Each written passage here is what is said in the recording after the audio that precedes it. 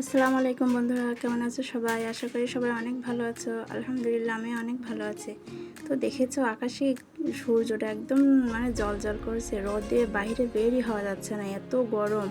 তো মাথায় একটা আইডিয়া আসলে এই গরমে যদি একটু বরফ মাখা করে খাই তাহলে কেমন লাগবে। যেহেতু ফেসবুক আর ইউটিউবে এটা ভাইরাল, তো চলো আমরাও এটা ট্রাই করে দেখি। তো প্রথমে আমি ফ্রিজে বাটিতে একটু পানি দিয়ে বরফ জমা করেছিলাম, পরে সেটা গুঁড়ো করে নিয়ে চলো এবার এটা মাখাই। তো এর জন্য প্রথমে আমি প্লেটে বরফ কুচিগুলো নিয়ে নিচ্ছি।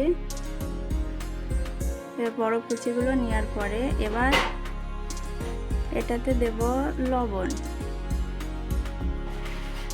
তো লবণ দিয়ে এবার ওই ঝাল পোড়াটা দিয়ে সুন্দর করে এটা মাখিয়ে নেব।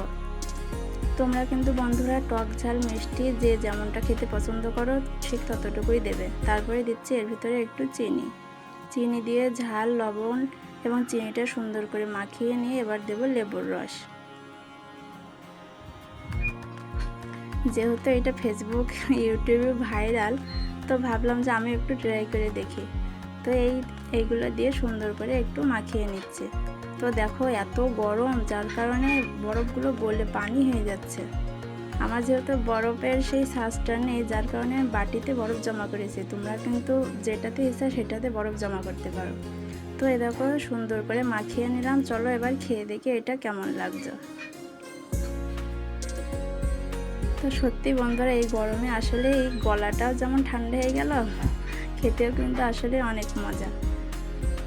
তো আমার কাছে মনে হচ্ছে লেবুর রস আর একটু দিলে ভালো লাগবে, তো আমি একটু লেবুর রস আর একটু চিনি ছিটিয়ে দিলাম। তোমরা যেমন পছন্দ করবে তেমনটাই দেবে। তো এটা দিয়ে দেখো সুন্দর করে মাখিয়ে নিলাম, নিয়ে চলো এবার খাওয়া যাক। তো বন্ধুরা ভিডিওটি ভালো লাগলে একটি লাইক এবং একটি সাবস্ক্রাইব করে দিও এবং কমেন্টে জানিও এটা কেমন লাগলো। ঠিক আছে।